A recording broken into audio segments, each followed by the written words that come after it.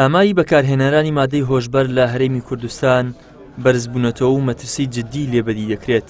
بە جۆرێک لە ساڵی 2023 دا 1707 کەس دەستگیر کراون، ئەوانەشی لەم کێشەیەدا تێوەگلاون بەشێکیان گەنج و بە تەمەن و تەنانەت ئافرەتیشیان تێدایە. ئەم ئامارە بەراورد بە ساڵانی ڕابردوو بە بەردەوام ڕوڵاکشانە.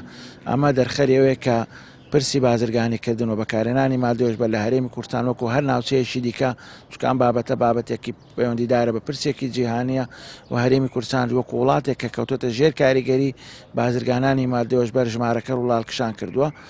ئەمە بەڕاستی جێگەی مەترسیەوە، جێگەی هەڵوەستە لەسەرکردن. وەزیری خوێندنی باڵا و توێژینەوەی زانستی هەرێم باز لە مەترسیەکانی بەکارهێنان و بازرگانیکردن با مادەی هۆشبەر دەکات و دەڵێت لە ساڵی 2024 دا 2400 کەس بەند کراون. بەر لەوەی تەشەنە بکات بۆ ناوەندەکانی خوێندن دەبێت پێشی لێبگیرێت. لە ساڵی 2000 نزیکی 8-9 ساڵ تا با بڵێن 10 ساڵ ئەم ڕێژەیە ئەگاتە نزیکی 80 بەند کراوە. 80 بەند کراوەمان هەبووە. لە 2010 889 بەند کراوەمان هەیە.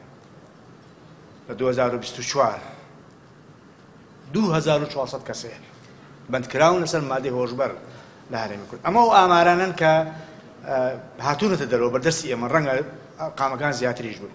هەر ئەم ئەرقامانە خۆیان مەترسی.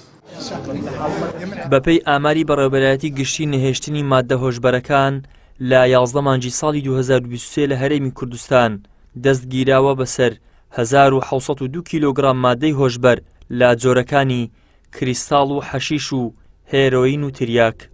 ئەمەش جگە لە دەست بەسەرداگرتنی 4848 شیت حەبی بێهۆشکەر لە کوردستان. ئیدریس محەممەد، کەناڵی ئاسمانی پەیام، هەولێر.